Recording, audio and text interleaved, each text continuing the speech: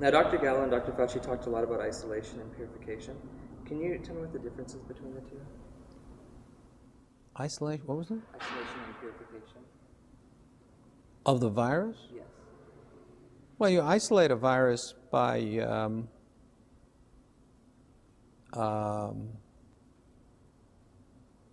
finding the virus which causes a disease.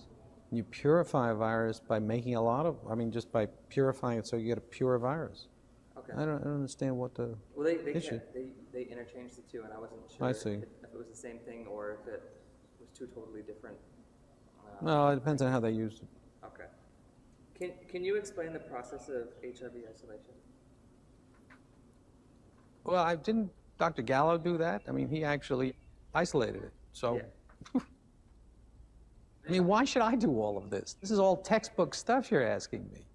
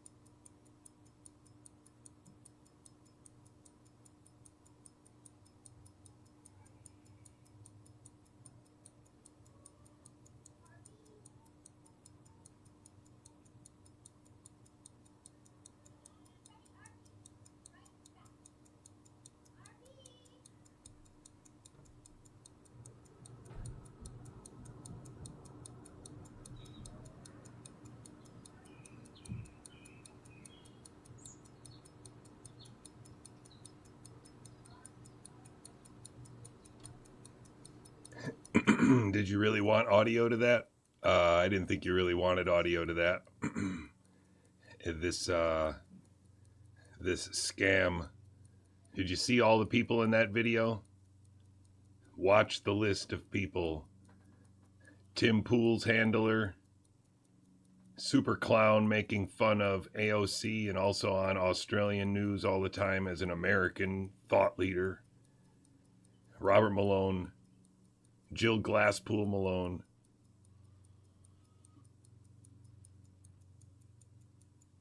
And they're selling you t-shirts.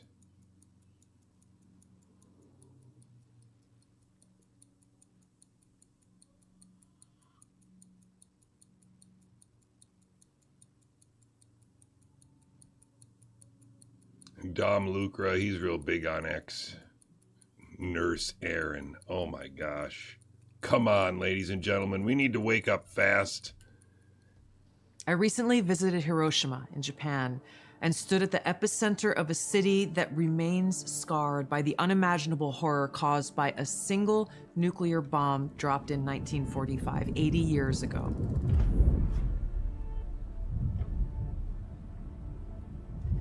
It's hard for me to find the words to express what I saw, the stories that I heard, the haunting sadness that still remains. This is an experience that will stay with me forever.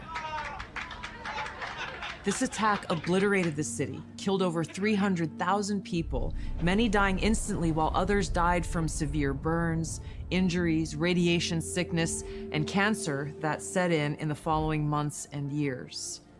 Nagasaki suffered the same fate. Homes, schools, families, all gone in a flash. The survivors? Just an interesting anecdote. In January of 2023, the following people were on stage together in Stockholm, Sweden. Sasha Latipova, the mother of Soph, Meryl Nass, super anthrax bioexpert, Robert Malone, multi-outbreak expert, bioethicist extraordinaire, and actually, basically disambiguation wizard. Asim Malhotra, the guy who pushed mRNA until his dad died, and then that apparently woke him up to the truth of things. And finally, an interesting fellow by the name of Mike Palmer, who has an interesting book. Michael Palmer is a biochemist from Canada with German background, and he is the default leader of the Doctors for COVID Ethics, which actually split into two at some point during the pandemic and became the Medical Doctors for COVID Ethics International with Stephen Frost, and then this group, Doctors for COVID Ethics, where I think Thomas Binder and Sukrit Bhakti hung out. But as soon as the two groups split, I basically didn't go with either of them. I got very frustrated with the idea and how it split. But one of the main reasons why it split was because Michael Palmer, has a book on the internet about Hiroshima not being real, and that it was actually a large amount of TNT with some radioactive material, i.e. a dirty bomb, and some mustard gas to create the chemical burns. And they lied to you about it being a nuclear weapon. And so essentially the Manhattan Project is fake, yada, yada. And so then this dude by the name of Hodgkinson, an old guy with glasses who's been on a lot of podcasts, and he's kind of ornery, and you've seen him, but I've never, the guy drives me bananas. But he and Mike Palmer had an argument because Hodgkinson said that Mike Palmer shouldn't be able to be the leader because we can't trust him because he has this stupid book on the Internet Archive that says there are no nukes. And so that disqualifies him as an intellectual. Obviously, he's an idiot. And so they basically made people choose about whether it was okay for Mike Palmer to have that book. It didn't matter because this is a pandemic now, or whether we should get out of here because Mike Palmer is a hardcore German guy who sticks to parliamentary procedure too much and needs to get off his high horse. That actually happened. I actually was there when it happened. And so it's curious, right? That now remember, I'm just, it's a random connection, but the one dude that was kind of sort of supposed to be responsible for the splitting of the group of the Doctors for COVID Ethics into two groups in 2021, I think, but I'd have to go look at my notebook again. And he has a book, and that was the reason why the split happened. And then that guy found himself on stage with Robert Malone a couple years later with Sasha Latipova and Meryl Nass and Asim Malhotra, who's now the scientific advisor for the MAHA, whatever. I mean, he can't make this up. He just got to realize that the patterns on the board are actually pretty relevant. And there's been so much effort to try and throw other patterns on the wall and other irrelevant connections on the wall when the obvious ones, they're just incriminating. Anyway, back to the show. The Hibakusha, They carried the pain of extreme burns, radiation sickness, and loss for decades. Survivors of this attack were asked to put in paintings and drawings their own memories and how they felt and what they saw, and those paintings and the suffering that they conveyed, the pain and the sense of loss were almost more powerful than the photos themselves. Yet this one bomb that caused so much destruction on Hiroshima was tiny compared to today's nuclear bombs. The bomb that was dropped on Hiroshima had a yield of just 15 kilotons of TNT, whereas today's nuclear warheads range in size from 100 kilotons to over 1 megaton. A single nuclear weapon today could kill millions in just minutes. Just one of these nuclear bombs would vaporize everything at its core: people, buildings, life itself. The shockwave would crush structures miles away, killing and maiming countless people. And then comes the fallout. Radioactive poison spreading through the air, water, and soil, condemning survivors to agonizing deaths or lifelong suffering. A nuclear winter could follow, with smoke and ash completely blocking the sun, plunging the world into darkness and cold, killing crops and starving billions.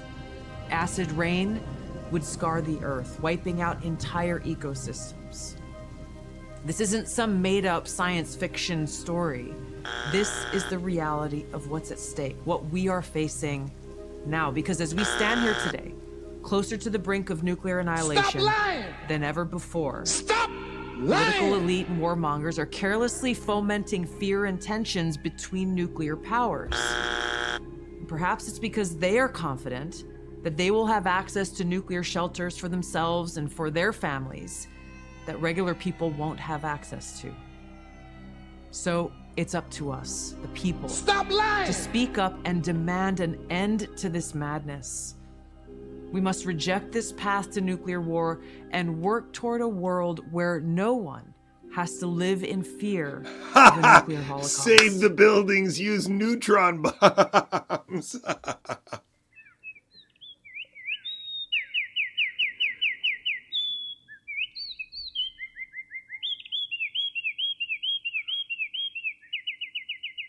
I don't think it's all funny, ladies and gentlemen. I don't think it's all funny at all, but sometimes, gosh, it's hard to hold on to it all the time. It's hard to hold on to it all the time. I don't care how you get there. I don't care what you do to get there.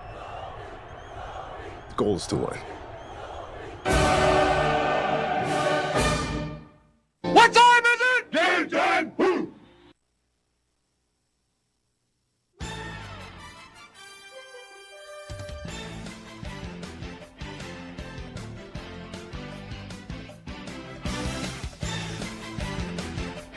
I had my volume down. Good morning, ladies and gentlemen. Welcome to the show. This is Gigaohm Biological, a high-resistance, low-noise information brief brought to you by a biologist.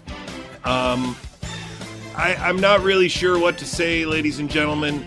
I don't want to suddenly become a physicist. I don't want to suddenly take sides on the nuke issue. I think nuclear war and nuclear weapons don't make a lot of sense from many different perspectives, but I do think it makes a lot of sense for everybody to believe that there are bombs that are 100 times the size of whatever was dropped in Hiroshima. I don't know what 50 kilotons of TNT looks like when it goes off, and I definitely don't know how to tell the difference. I don't know if there are other ways to make strontium 90 appear in people's teeth. All I know is that right now they can tell us whatever they want to tell us because everybody's using social media to learn, and that's a very big mistake. Autism spectrum disorder is it's a myth. It's a biological myth. It's not to say that those conditions don't exist, but to rope them all together as one autism spectrum disorder is a mythology, and that is helping them to sustain this illusion. It's helping make sure that intramuscular injection is never questioned as a methodology, virology is never questioned as a science. and public health is never questioned as either a reason or an answer. And what you just experienced and we just experienced, and my gosh, talk about heartbreaking, what the class of 2025 experienced is this mythology in full force, and a bunch of adults who didn't understand the trap that they were in. They didn't understand why the cheese was free. They didn't understand why all the iPads were free and the Chromebooks were free and the pandemic's funding was free and all this stuff. They didn't understand it. And that's why they're still in the trap now. But it was really heartbreaking.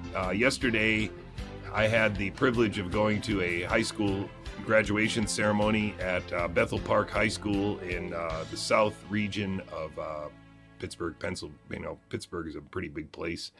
The population is spread out much beyond Pittsburgh's borders. And in the south part of the map is where I live. Well, I really ran out the music there. Hold on. The south part of Pittsburgh is where I live, and a lot of hills out here.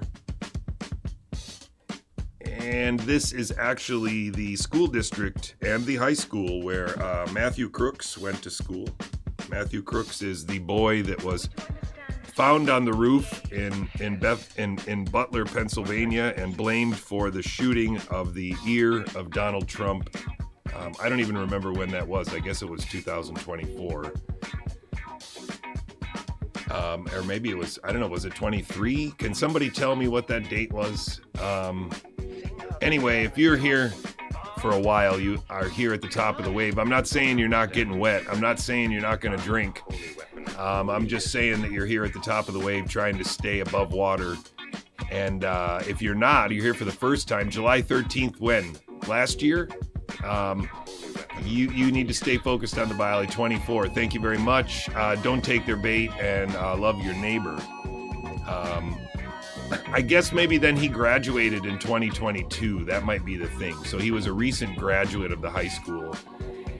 And so, yes, this is Jonathan Cooley. I'm coming to you live from Pittsburgh, Pennsylvania right now. And I'll just segue into that little explanation, and then we'll go on to the work of the day. I got to get done quick because my kids are home from school, and that changes everything. Don't forget, I've got this YouTube channel called JC on a Bike where you can see the very first videos I made as a YouTuber, naively thinking I was about to boost my higher ability as a college, professor sort guy by making a YouTube channel. Boy, that was a big mistake. Anyway, or at least it turned out not the way I planned. I'm now streaming live on JC in the Woods. You can find that at j.c.inthewoods, all one thing, or with the spaces. You should be able to find it on YouTube. You know that I helped with that book. You know that I'm friends with Jayanta. And you know that this work is supported by you. Otherwise, you probably wouldn't be here. But if you are here for the first time, you can go to gigaohmbiological.com and find out what this is all about. See an archive of old videos all the way back to 2021. And you can download some of the stuff we're reading at the link stuff if you want to catch up. That won't be very hard because I'm a little behind myself. And if you really want to know how far behind you are, if you've never heard of Housatonic ITS and Mark Kulak out of Boston, Massachusetts, then I'm afraid you're very, very far behind. And so check him out. Follow him on all those platforms so all those platforms think he's cool. This is the Independent Bright Web. What that basically means is I'm more or less a one-man show, provided you accept the fact that I have a family of 5, and they help me out a lot with emotional and physical support. And they are great. They are a great reason why I'm here. In fact, I think you could say they're the only reason why I'm here. And I don't think that's crazy. Don't forget that you are probably under the spell of a team of performers. If you're still using social media actively, you have been fooled. And the way that you were fooled with regard to the pandemic was that there was a giant biological signal. A big train was going to come into the station And you have been fooled into believing that you need to help stop it. And you were fooled by like 100,000 people on internet, fake accounts, real accounts, and their bots, into thinking that you had to help slow the train and then you had to help get it started again. That's basically the pandemic, all in a nutshell. And Robert Malone and Jessica Rose and Meryl Nass, these people were all part of that show, and many of these people were actually put in place. Many of these people were put in place years before the pandemic with the specific design of them being there to slow walk us through this mystery solving exercise where we think that the most likely result is that the pandemic is due to a lab leak, that we responded with a ham-fisted response, that it resulted in even more death, especially in America. And then in the end, we ended up transfecting people, and it worked, but it would have worked a hell of a lot better had it not been contaminated with DNA. And that's basically where we are. I mean, we've gotten here with such a smooth, all the way guided, unfortunately, by a guy like Kevin McKernan. He's been there from the very beginning, crazily enough, podcasting with a guy who used to work for the World Bank. Anyway, that was 2025. This thing we watched yesterday was really good. I think it's worth watching again with you. If you haven't seen it, check it out. And then I've been kind of drawing attention to Mary Bowden, thinking that she might be an unwitting participant. Kind of hopefully thinking that, but she's been on too many podcasts with too many long con kind of people. This guy's been playing the same stuntman for a very long time, and so on and so on. And again, I've been focused on Mary Telly Bowden because I thought maybe she's a good guy, and I've been waiting for somebody to do the research, somebody to really realize that even on my archived link on my YouTube, or on my website that I just showed you, there is an interview with Mary Talley Bowden and myself from July of 2022. And if any of you had the wherewithal to find it, or if you saw it, that I posted it yesterday on my PeerTube, only like 40 people watch it, so I guess not very many people saw it. But that video, in my opinion, I think my money is on the fact that what we're going to hear is a script, and I think I'm going to be able to teach off of it. I think I'm going to be able to show you or reason why it is a script and not just what a doctor would say. Now, that's what I think is so cool about having these kinds of snapshots and then also kind of analyzing them live. I put it up there. I haven't seen all of it. I've seen some bits of it, and I've sampled like 3 separate time points long enough to understand that I'm pretty sure there's a theme here. So I'm going to share this with you together at the same time. I'll take some notes. We'll talk about it if we have to pause it. But I think we should just get on with it. This is me. I'll just let it run. Good evening, ladies and gentlemen. Another special brief for you. I do have the throat at that time already, and so he'll have to tolerate the frog throat from me. But I'm going to put myself super tiny down in the bottom because this was when I was in my bedroom still at my old address that people posted Zillow pictures of and stuff a few years ago. And I still have the same exact microphone setup. It's right there. It's just that you can't see it anymore because I got better with photography.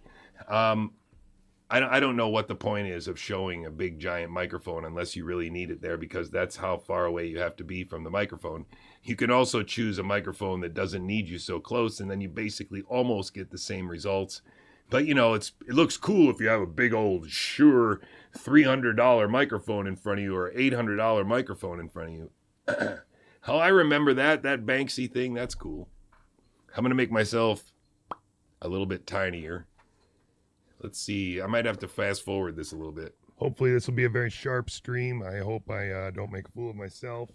Wow. See how humble I was in 2022? A little bit of water. I was just trying to catch up with these people. Could be worse, I guess. Oh, I got to be a little soft. I got to put myself a little smaller. Because we have a guest. Yes, a guest.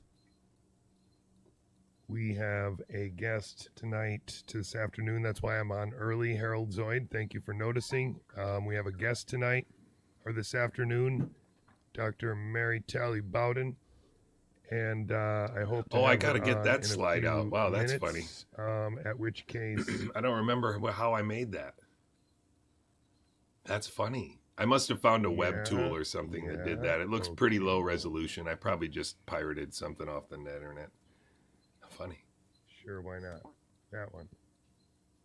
I might just click forward. I don't want to waste too much time with this starting part here. Okay, excellent. Oh yeah. First, Sorry. should protest this, but I don't think disrupting because everybody's got so little time. I think correctly. I have to go over to the other screen and then move this window over. Yes. So what we're listening for, I hear you. Thank you very much for. What we're listening for is a doctor who doesn't know everything, but apparently went against the grain and started treating people, lost her job, and then. What I'm going to be listening for and what I want to coach you to listen for are the details of her biological model of what's actually happening and where the details are missing and where there's kind of the X, Y, and Z. If you hear a lot of this X, Y, and Z stuff that wouldn't really make sense from a pre-pandemic perspective, I'm going to stop it and we'll work it out a little bit. Joining me, I'm actually talking to you over there, but then I'm streaming you over there, so that's why it looks a little funny. Thanks for having me. Oh no, I'm extremely excited to talk to you. So I tried to preface it a little bit. We haven't met until right now, but because everybody's got so little time, I think it's just important to get it out there. I have a stream that I've been doing for about 2 years where we talk about immunology, and we've talked about the coronavirus for 2 years straight.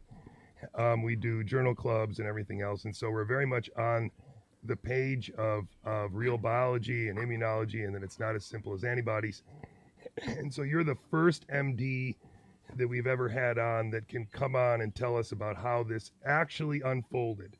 So I don't know if that's too much to ask, but for me, I would love to hear the story of how you went from getting the bulletin that there is some unknown pathogen that's coming our way to realizing that something was horribly wrong.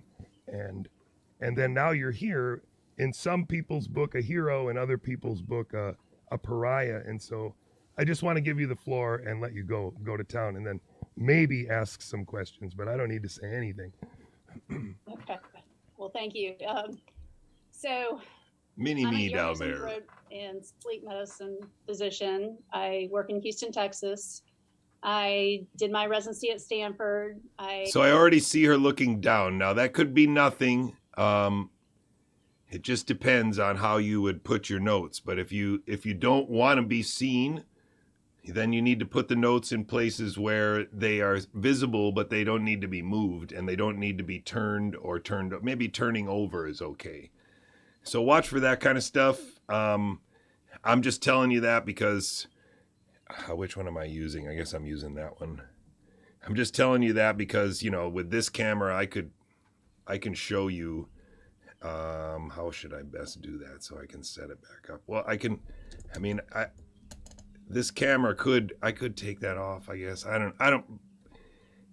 It's just that I don't ever have any notes. The notes for me, are maybe the slides. The slides don't even have notes. So what I see is what you see. The rest is just because I've done a lot of work. Probably worked as hard in the last 5 years as I've ever worked in my life. Mostly because it was a labor of desperation. I've read more pages of stuff in the last 5 years than I probably read in my entire professional career before that, simply because in reading of academic biology, so much of what you read meets your expectations, and so you can read it very fast and process it very quickly. And reading during the pandemic was a very slow and deliberate process. and double checking and keeping things straight, and also trying to dismiss a bunch of things that more and more have become clear to me are kind of irrelevant concepts that are designed to complicate things that don't need to be complicated, because that complication implies understanding that isn't there. You know, if you know all the names of all the cars on the road, you can imply a bunch of, you know, a bunch of mastery. Oh, that's a Cadillac DeVille. Oh, that's a this, that, and the other. And somebody might assume that your knowledge of cars and their mechanics and whatever is just complete at the mastery level, whereas you could be a fool when it comes to the actual, you know, maintenance of an automobile, and your advice on when to change the oil or what tire pressure to run at would be absurd to follow. But you could create quite a ruse with the detailed knowledge of the year and model and, you know, number of colors it came in that year. You could really impress somebody. And then when you said, yeah, but you shouldn't change the oil in that car except for every 10,000 miles, and then you shouldn't use synthetic, they might say, wow, he knows everything. And I think there's a lot of academic biology that ends up to be that way. A lot of academic biology ends up to be that there's almost an incentive to create the illusion that you're working on something that is separate and different from everything else, and then it's almost in your best interest to find as many things that set your work apart from everybody else's as possible. And as a consequence, we've created a lot of dead ends that are just imaginary. What did I come over for this slide for? I was going to use that camera, but I guess I decided not to. Okay, back to Mary. I moved to Houston after residency, and I worked at a little small private ENT practice.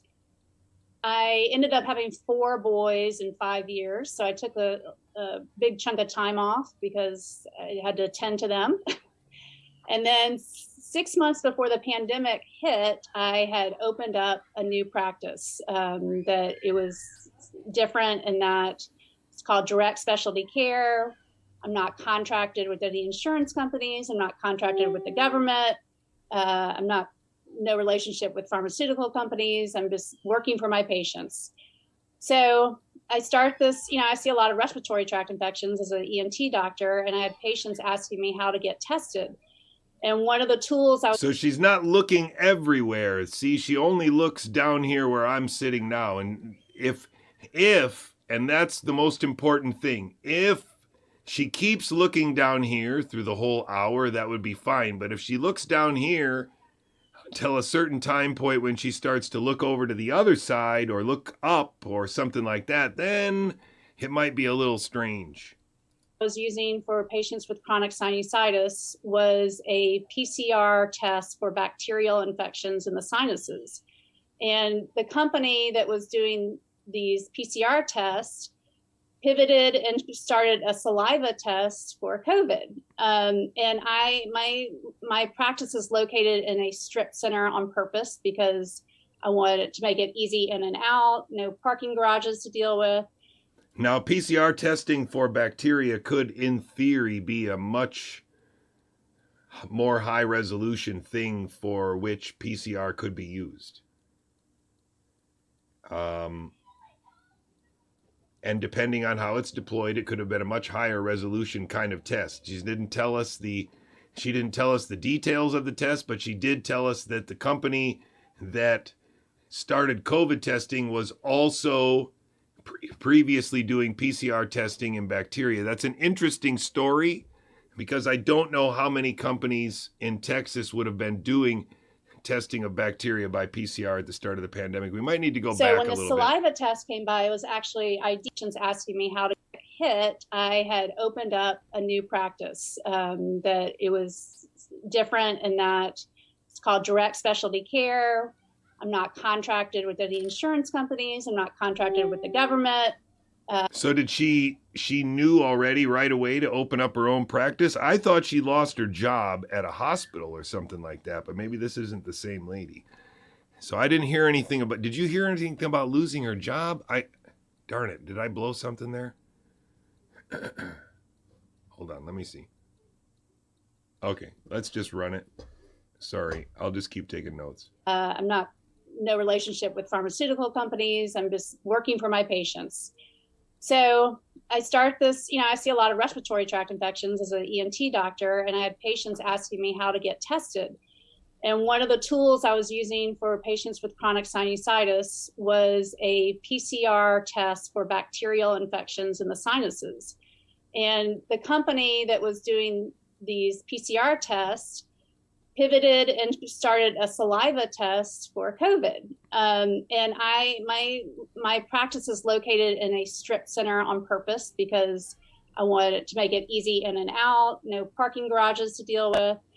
So when the saliva test came by, it was actually ideal because patients could just go to their car, spit in a cup, leave it outside our door, and it was contact free. Well, I was one of the only people in our area that was able to provide 24 to 48 hour turnaround time for COVID tests early on when it was just a...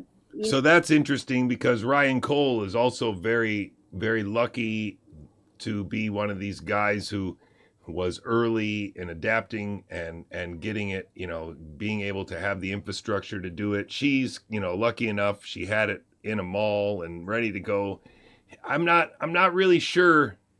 I'm not going to develop an opinion yet, but this already easy in and out.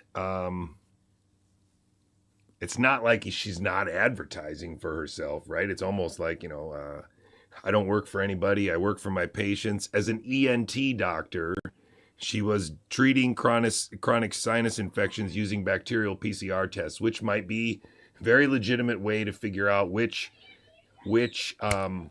antibiotic would be appropriate and maybe whether there's one kind of bacteria or another kind of bacteria. And it's very plausible that kind of thing would work because bacterial infections, if they're relatively homogeneous, will have a pretty homogeneous genetic background signal that could be tapped for that. I don't think that's implausible. Shit show from, LabCorp got completely overwhelmed.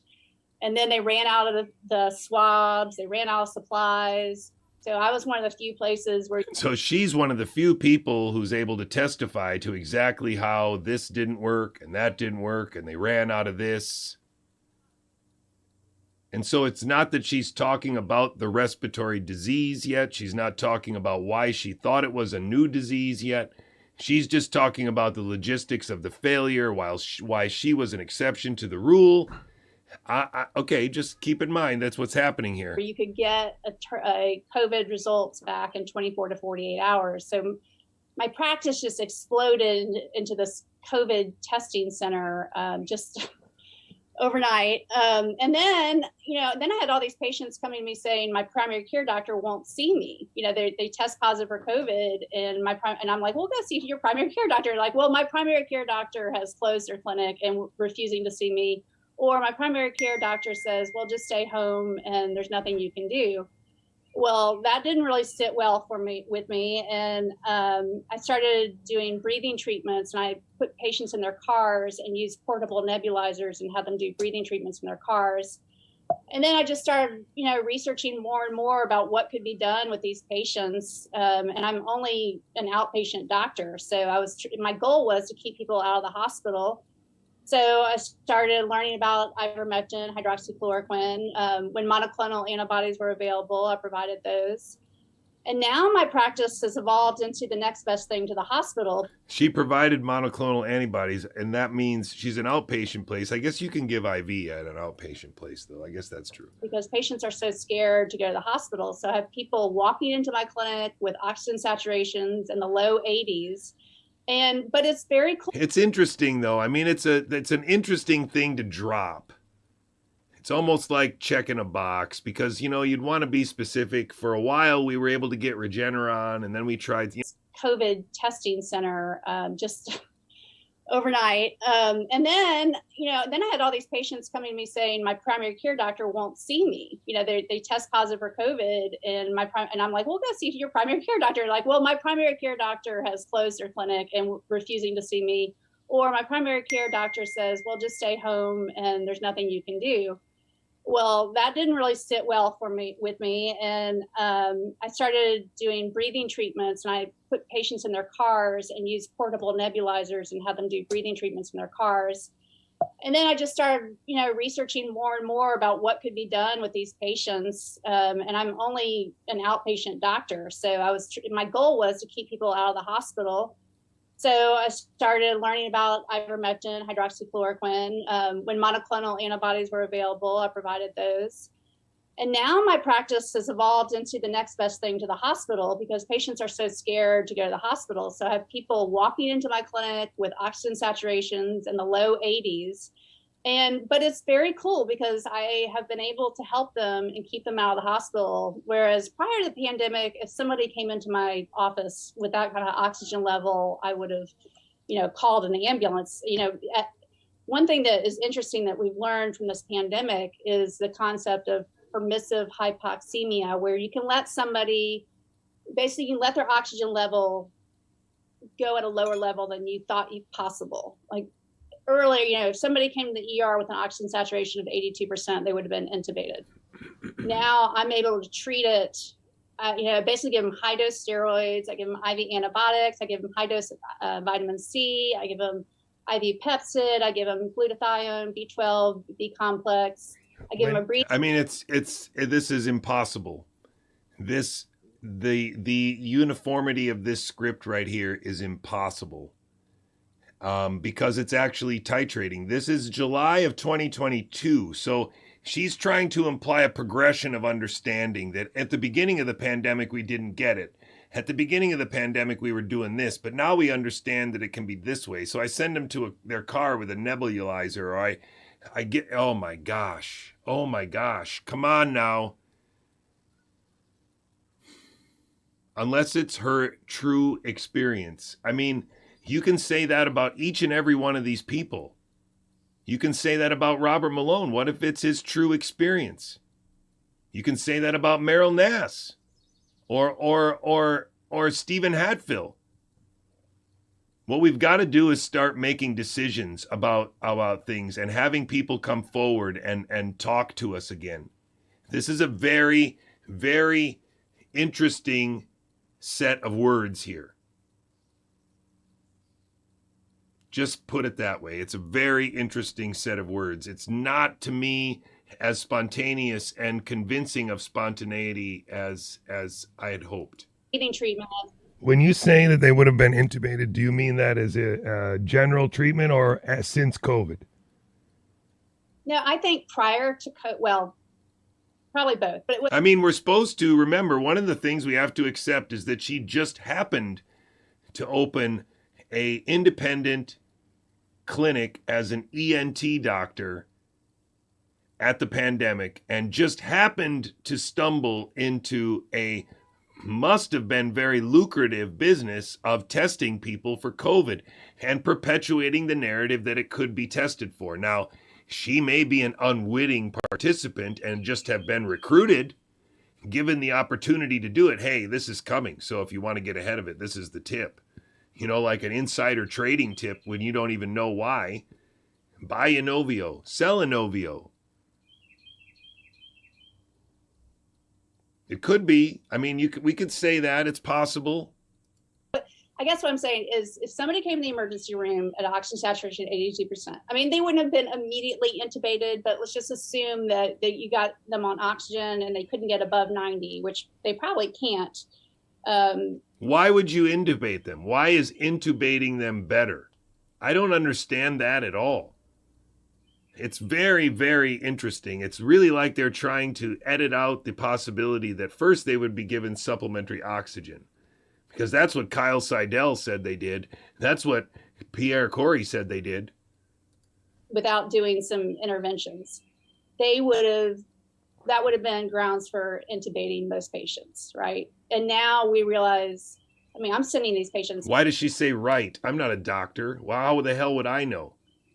As far as I understand, you're only supposed to intubate somebody when their chest has been crushed.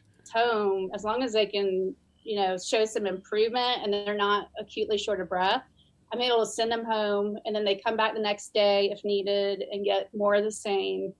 But I think that's a interesting development from COVID. I mean, at least I've learned that. I don't know if the people in the hospital learned that, but I see. and I think the other interesting thing is that we can treat viruses, because prior to the pandemic, I mean, like most doctors, I didn't think there was anything you could do for COVID. I mean, I just figured it's a virus. There's nothing you can do. We can't. What in the hell does that even mean? Holy crap. Before the pandemic, it's a virus. What can you do? Did doctors think that way? Is that how the flow chart goes? If virus, yes, what can you do? Is that what they teach in med school? This is not possible. That line is not possible. I'm sorry, that's scripted as shit. There's nobody says that. Nobody says that. Antibiotics. No way. No and, way. I'm able to send them home, and then they come back the next day if needed and get more of the same. But I think that's a interesting development from COVID. I mean, at least I've learned that. I don't know if the people in the hospital learned that, but I see. and I think the other interesting thing is that we can treat viruses, because prior to the pandemic, I mean, like most doctors, I didn't think there was anything you could do for COVID. I mean, I just figured it's a virus. There's nothing you can do. We can't give them antibiotics. And that murdered people.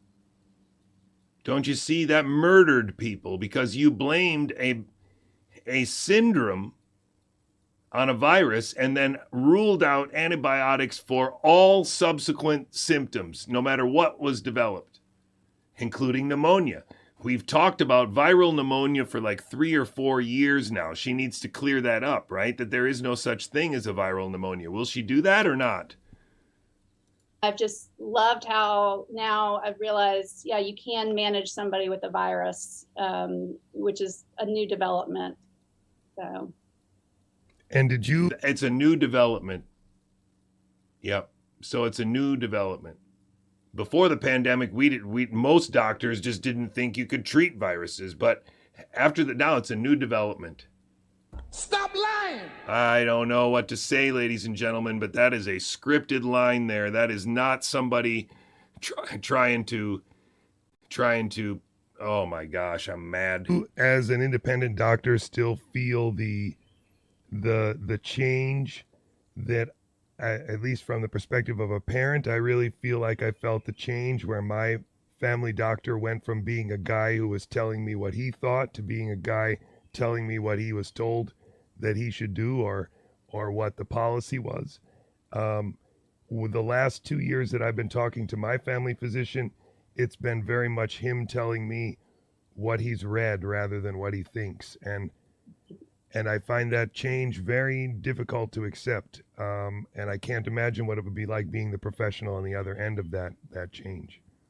I think the hardest thing for me to swallow through all this is the primary care doctors shutting their doors to their patients. That shocked me. I mean, your job as a doctor is to treat patients. Did that actually happen, or is that something that we're supposed to believe is happening? I would really like to hear the numbers on that, because nobody I know of couldn't go to their doctor. It might have happened for a week, or a month. I mean, I don't really know, but that sounds like, again, something that was queued up. The thing that bothers me the most about this is that I don't know. I'd like to know the numbers on that one. All these physician offices close their doors, and now even there's still some doctors that won't see you if you're not vaccinated, or if you have symptoms of COVID, they won't see you. And that is just completely shocking to me. I haven't taken my kids to any kind of I haven't been to see a doctor or taken my kids, so I haven't had the firsthand patient experience that you're talking about. But I certainly hear it from all of my patients, and I hear them say how they feel pressured to get the vaccine. They feel judged if they bring up ivermectin. Yeah, I mean, I will temper my comments, because again, it is very possible for somebody to think they're doing really well and that they understand molecular biology enough to understand viruses versus bacteria and antibiotics versus antivirals and anesthetics versus analgesics. And so this is all just trying to keep up.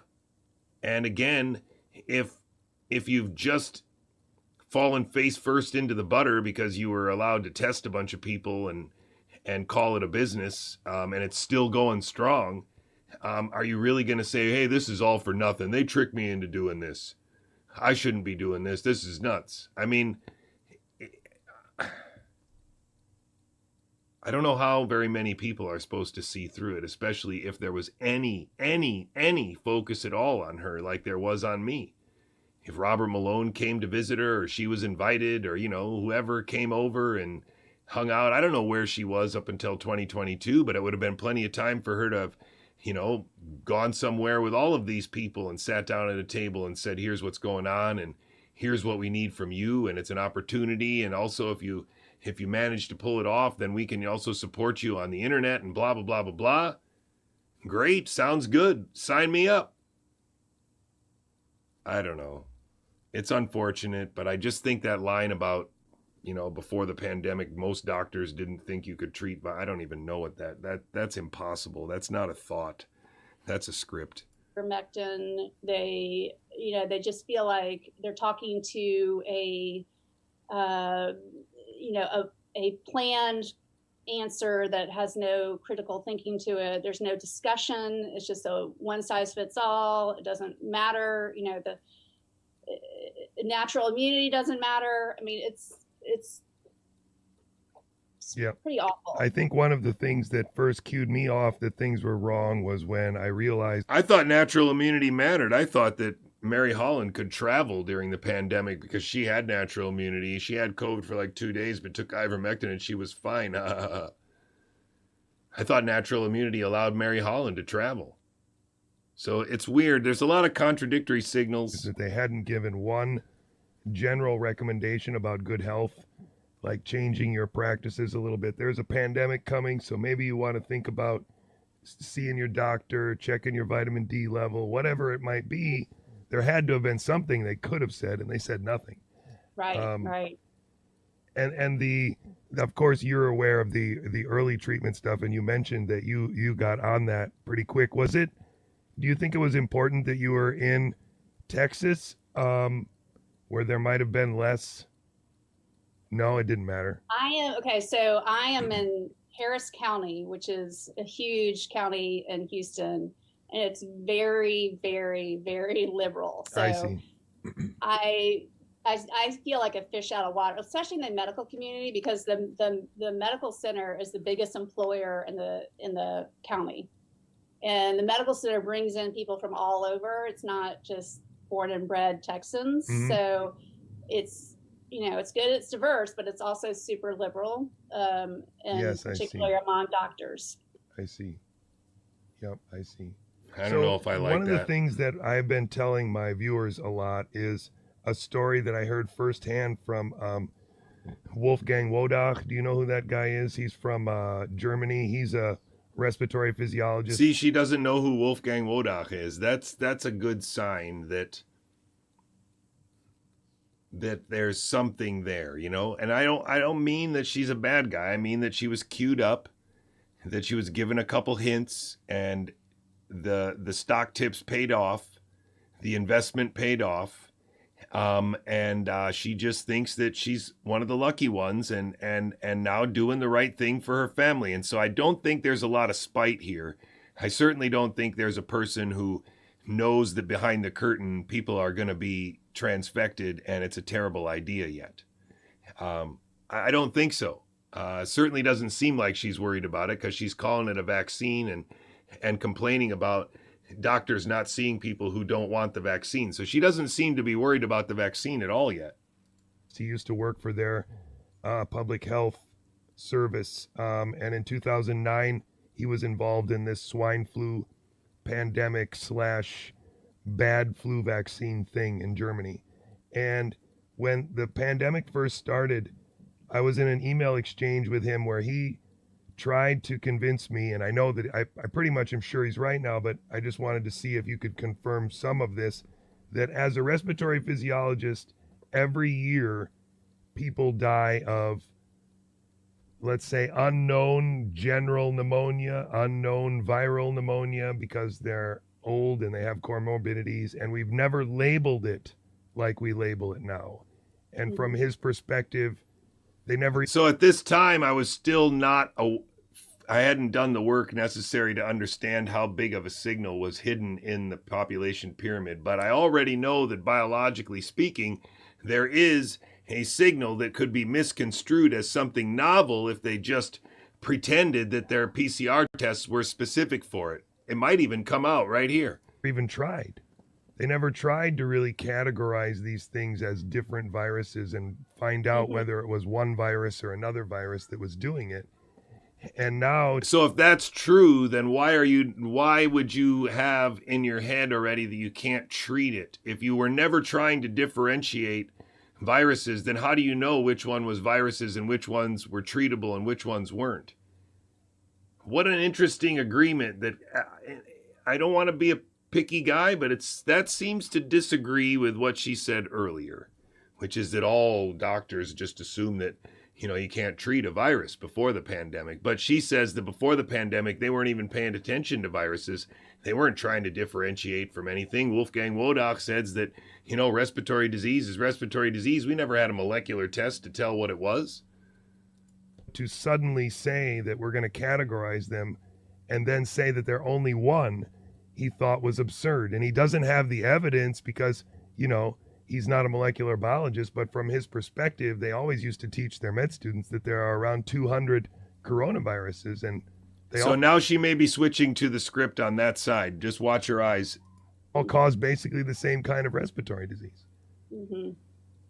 Well, I will say, I don't know that we had the technology, and that's been another advancement since COVID. Like, I have a machine now in my office that can distinguish between 18 different viruses. Which, you know. I have a machine in my office that can distinguish between 18 different viruses.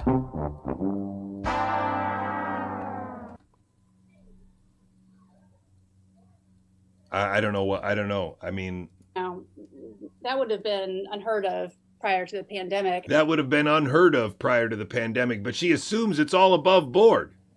Before the pandemic, we didn't have these things, but now that we have these things, I'm sure I know what was around before the pandemic.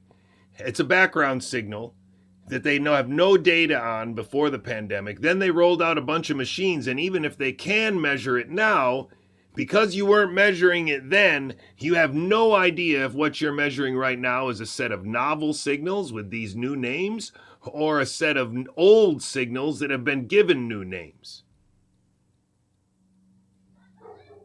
And now we have these products and the FDA is not going to regulate them. She's talking about machines that can find 17 different viruses in there in a lot or all of the hospitals and testing facilities in America and around the world. And this is all an elaborate illusion. And it's good. I mean, I can distinguish between COVID and the flu and all these, and RSV. And I think prior to the pandemic, no one really cared because we didn't have the means of actually distinguishing very much. So I think that's part of it. I'm sure there's conspiracy behind it as well. No. I'm sure there's conspiracies behind it. What does that mean? Before the pandemic, we didn't measure any of those 17 viruses. And then after the pandemic, you started measuring them. Now, that is equivalent to saying that before the pandemic, there were just cars. But after the pandemic, now we have dangerous cars and other dangerous cars, and we can measure them all, and they're spreading everywhere.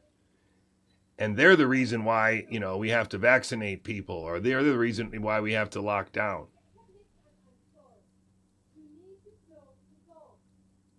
I really only want to say that if there is an ongoing phenomenon which is responsible for X number of deaths every year that we didn't paint very specifically, and now we're painting it very specifically, there is a possibility that we're making more of something that was already there. That's all. Right. And I think that's one of the problems. I mean, if I have a conversation with my family and I tell them that between 2,800,000 and 3 million people die every year in America, and then you divide that by 365 days, you start to figure out that when they say that 2,000 people died of COVID, it's not a giant number. Right. And so that's part of this too, is having some perspective on what's actually going on in a hospital every day. Right. And that's been very frustrating for me. Is there a way or a tip or an idea that you have of how to get this tide to turn, where we can start to take account of what really happened and not just keep running forward? Because I think we do have to realize that some people were very wrong for a very long time, right? I mean, right. I mean, I do feel like the tide is shifting. I don't know.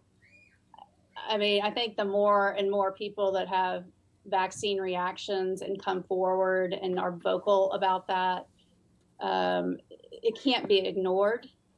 I've noticed a few more politicians standing up, like Ted Cruz was at the truckers convoy, which that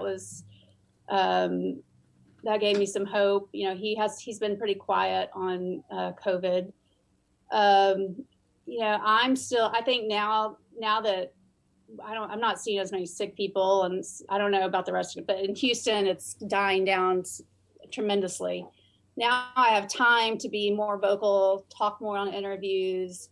I'm suing Methodist Hospital to get their financial information, and that will stay in the news. And we're going to have a press conference soon. Why is she suing for their financial information? Wouldn't she have wanted to sue for her job or for the lost salary or some kind of professional thing? To talk about the frivolous complaints that are being made against doctors like me, and so I think now that there aren't as many sick people, that doctors like myself are going to have time to become more and more vocal and really get the message out. Did you have a plan, or did you formulate a plan when you started to become successful treating patients? I don't know if there is a plan, or is there, I'm not getting this question out as the way I want to, but have you tried, I'm assuming you have, to collect data across these patients that you're treating so you can show what's happening and what improvements are occurring with your treatments and keeping track of this? Okay. Yes. And that's another goal of mine in the coming month or two, is to really look at that data and organize it and analyze it and get it out there. I see. So, yes. And so what do you have? Can you tell me, like, what kinds of data do you take? Just all kinds of measurements when they come in, and then all kinds of measurements when they're fine, or how do you do it? Well, it's an evolving thing. I used to track. Wouldn't you want to keep track of how ivermectin, what doses you're using, how many people are recovering, how long the recovery is? Don't you see what the issue is here? Don't you want to know what's happening? Don't you want to?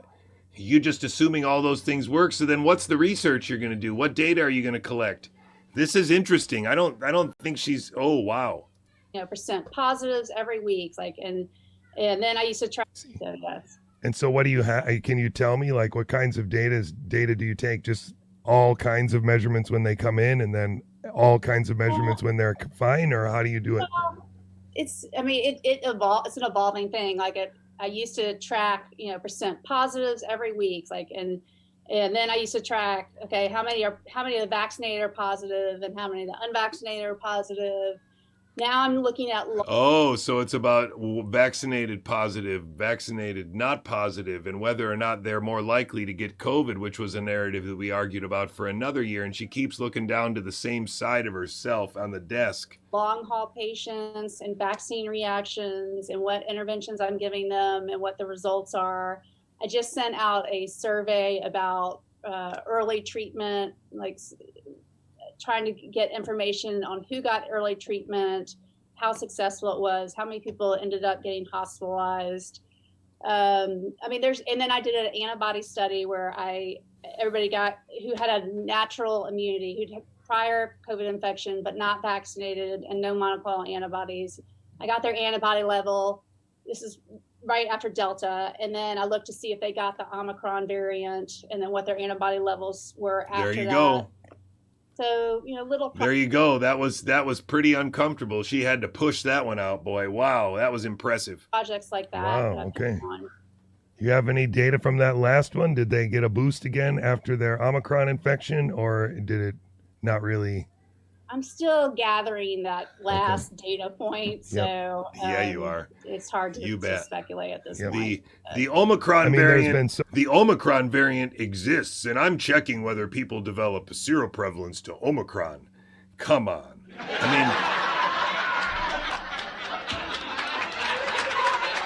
Now, don't get me wrong. It's possible that Mary Talley Bowden is simply not biologically and scientifically sophisticated enough to know that if Robert Malone gave her these ideas, or Kevin McKernan gave her these research plans and maybe a research assistant to help her, that this would feel very legitimate to her. Especially if they said you're working on behalf of whatever U.S. government, such and such Human Genome Project military thing. It's not like she wouldn't fit the profile of a military lady.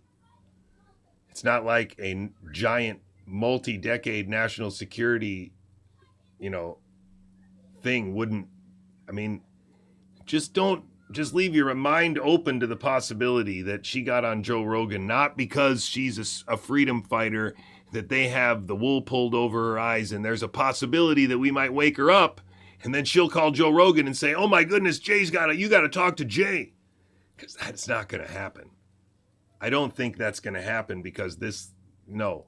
So many papers out during the pandemic that have shown that, the healthcare worker data is always the best for me, because I feel like, you guys are the people who are going to get regular low-level exposure, and so you're most likely to build whatever they want to call it, but you're most likely to be as asymptomatic as anyone can be while still building immunity. That's how I see it. Right. And maybe Listen to me, juggle those ideas that, this invisible thing could produce that invisible thing, and the presence of that invisible thing could mean that it was invisible for a long time when you didn't know it. Holy man. any other healthy person, but you guys are, like a school teacher. You have your immune system constantly on fire. So I feel like you guys would be the best ones. And all that data from healthcare workers is always showing that you guys are responding even when you don't show symptoms or whatever. So Fully lost still. July 2022, still fully lost in the basic model of contagion and viruses and everything. You can hear it, right? This is when I just barely am starting working for Bobby Kennedy on the book. At one point I was being paid, but I wasn't really being invited to any of these meetings right away. It was just kind of supporting me. I don't know. For me now, it's I'm happy that Pennsylvania has their masks gone now, but there are still places that are doing it, and so I have we're to just go look though. It's trying July. to find people and network people. I think I actually started already in May though, so this would be July. So I'm definitely already working on the book with him. Was hoping that Matt could help you. I don't know. Did he say he would, or is he too busy? I don't.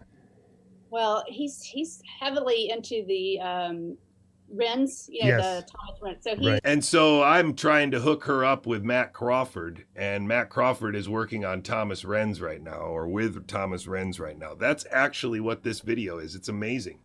I felt like I can't really take away from that. And I actually have a friend who is a statistician who's going to Oh, help okay. me. Well, there you go. It Okay. worked out fine. Great.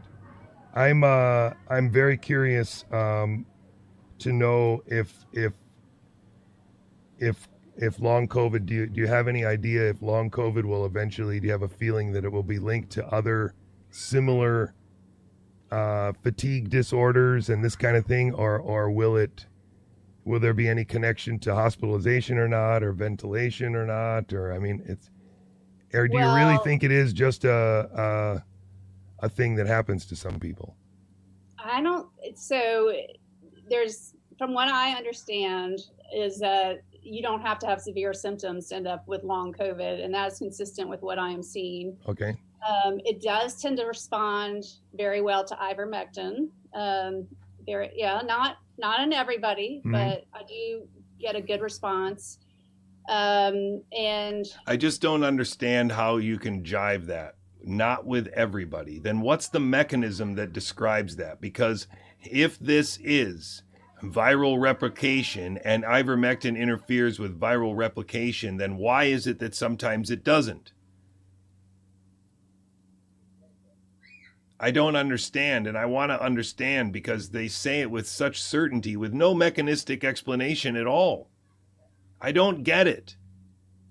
Do doctors always accept these things like that? If it doesn't work for everybody, then what does it mean to you as a doctor? Does it mean that some people didn't have COVID? I mean, can't we at least get that far in our thinking that we're processing reality as it happens, that we assess the words that are coming out of our mouth and try to explain why that massive battleship-sized contradiction that I just spit out of my mouth that makes me sound like I know nothing about what I'm doing and I have no idea of what I'm doing? Let me explain that further. Holy shit.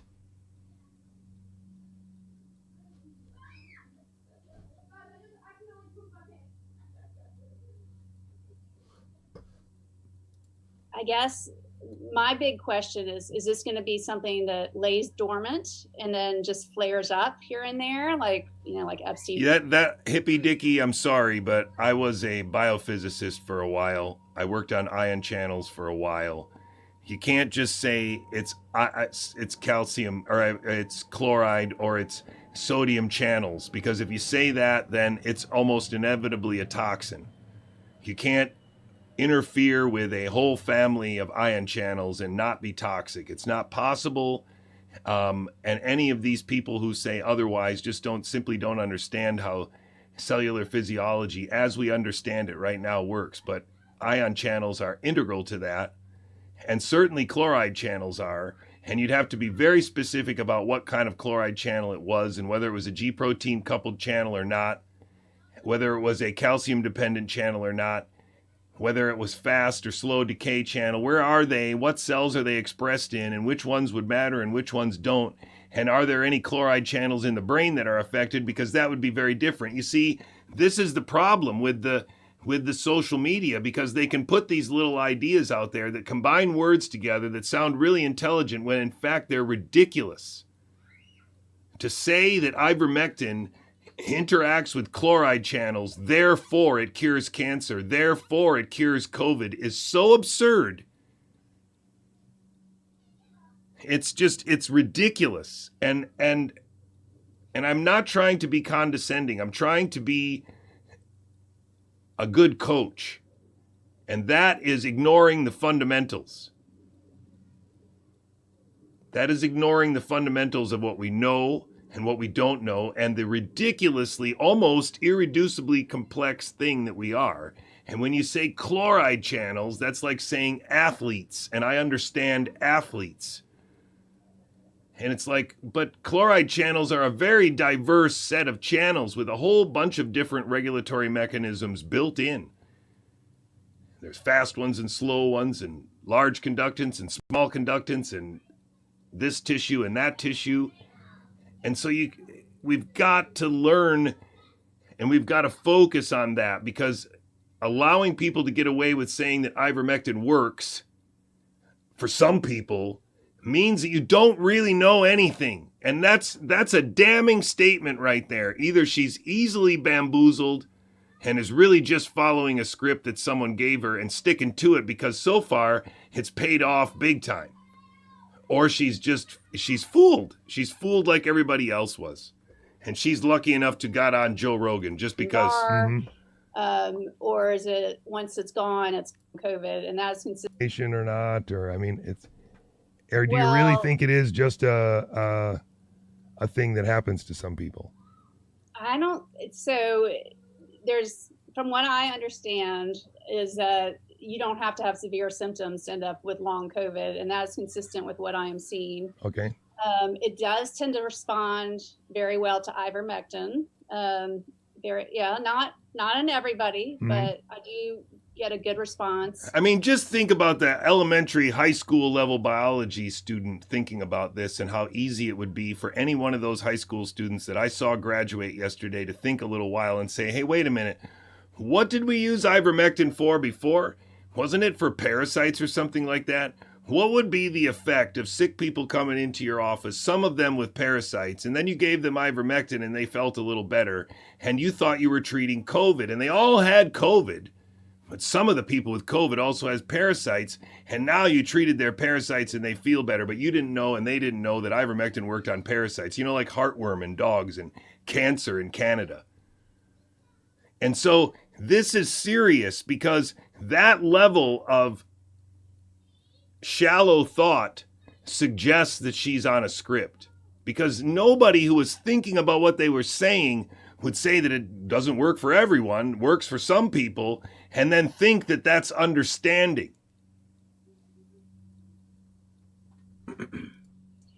And I guess my big question is this going to be something that lays dormant and then just flares up here and there, like, you know, like Epstein-Barr? Mm-hmm.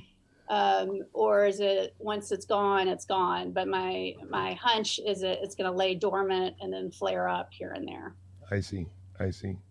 I saw some couple recent results that show that Just drop the Epstein-Barr in there so that there's another hamster wheel and another biology book I can read, right? I mean, you know, just like Judy Mikovits might say, latent viruses, that latent mouse viruses are, you know, being triggered by other viruses that are in the vaccines. And so if we vaccinated for you for that virus, then they wouldn't activate the other viruses that cause autism and chronic fatigue disorder. it might be infecting CD4 positive helper T cells, in which case maybe very similar to the way that HIV can stay dormant in those cells. And it's possible that it can do that too. I don't know enough to go that far into the disease portion of it, but dormant viruses to me are something that still have very little understanding in the literature too, so it's very hard to know exactly what's going on there. She won't say I'm trying anything to think about if there that are one. Any other specific things that I wanted to get? That was a with pretty you? good comment. This has been already really good. I knew that it would be quick just because, again, my goal here is to alert people to you and to sort of spread the word about you. And at the same time, I want to build up a list of doctors who are doing this. And I think, yeah, it's got to be very frustrating to be in it. I mean, I've been complaining about it for more than 2 years, and I know a lot of other people have, like yourself, and it's difficult now to see the country divided as much as it is about something as biological as this, that we shouldn't be fighting about. Right. Well, for me, what's scary, and I was going to ask for advice, was how would you advise that I approach my own doctor? So I'll give you the status of my current doctor is that he supported a medical exemption for my wife by saying that we wrote a letter with a great deal of scientific support and evidence, but he disagrees with our conclusions, but still wants to support our choice. So he specifically said in the exemption that he didn't support it, the actual conclusion. And that was when my wife was working at UPMC Medical Center, yes, while I was doing this. So she got a job in 2022 and was working to make this happen. So yeah, everybody's sacrificing on this boat. But he wanted to support our choice, which is pretty weak, but anyway. Okay, I'm going to wrap this up. He's trying to cover himself. You can watch the last bit of that on my PeerTube channel. I uploaded it there. I think this explanation fits very well. I don't think anything we heard from Mary Bowden suggests that she was anything but scripted and queued up, and stick to these things and it'll be fine. There were a couple hairy moments there, a couple things that didn't feel very good to me. And I think I was pretty good at pointing that out, so I don't need to go over it again. But it stands to reason and stands clear here that one of the primary things that she believes in, and in fact was ahead of, like Ryan Cole was ahead of, was being available and having the facilities to test. and that she's got a machine in her office that can test for 17 different viruses. So I think she is a witting or unwitting Ghostbuster at this point, and she should be sophisticated enough to understand that actually RNA can't do that. She should be able to come to the conclusion after more study that the arrangement of the immune system and the arrangement of our barriers suggests that intramuscular injection is never a good idea. Transfecting healthy people, therefore, is an even worse idea because it belies a level of understanding of the irreducible complexity that we simply do not have. We can't just express some proteins in places in the body and assume that what's going to happen is the body's going to make antibodies to those proteins and those antibodies will save us. The population pyramid is a problem. It is a real thing, and it is one of the primary movers of the way that we are being governed on Earth right now. The pandemic would have never been possible with these people, without these people, and Andy's picture should be bigger than that. I apologize. The people that I'm pretty sure are all in on it or so lost in it, it's almost all of them, and they all will reinforce the bad biology until they go to their grave. Evolution, because DNA, PCR are a universal diagnostic tool. Sequencing is a high fidelity measurement, especially when done by DITRA. Endemicity is a process and also an end state that lasts forever. And gain of function has many, many forms. Many forms from cell culture and enrichment to using animals to enrich viruses. And so intramuscular injection is the best kind of medicine. It's the best invention. Pandemics are real, and we can also make them in a garage. You are a human, not a person, with only a limited amount of time to contribute to the well-being of future generations. You're just a human, and you should turn over your data to your rulers. And we all descend from the same puddle. That's basically the joke. It's been a long, strange trip, ladies and gentlemen. I hope you have a very, very happy Friday. I guess I should play us out. I don't know. I want to do a different song. Don't forget, that's how they're getting away with it. COVID shots are bad is great to say. Just don't talk about the murder in 2020. It's for all the marbles. That's why there's a fake anti-vax movement in America. Thank you very much for all your support. If you would like to support this stream, please go to gigaohmbiological.com and find a way to do so. I'm going to keep working, and I'm going to do whatever it takes to keep this on the air. But boy, would I like to make more videos, and boy, would I like to make more channels, and boy, would I like to make a high school curriculum. So help me out there a little bit if you can, especially if you've never done it before. There's so many people who have just made this. I mean, it's crazy. There's, it's really crazy how many people I have to thank, and how blessed I feel to have those friends around the world supporting my family and supporting this very, very crucial work to preserve what I think is human history, what I think is potentially the last open window that we can just pull our kids out and end this social media domination of our collective reality. I love you all very much. Good to see you. And I think I will just play this one out, actually. Thank you. Have a good weekend. There could be a stream tomorrow night by the fire. There is rumors that I'm having a guest, and that guest might be up for hanging out by a fire with a microphone and talking. And that might mean that we'll also call another friend and have a three-way conversation. We'll see. I apologize for the awkward ending, and I will see you again very, very soon.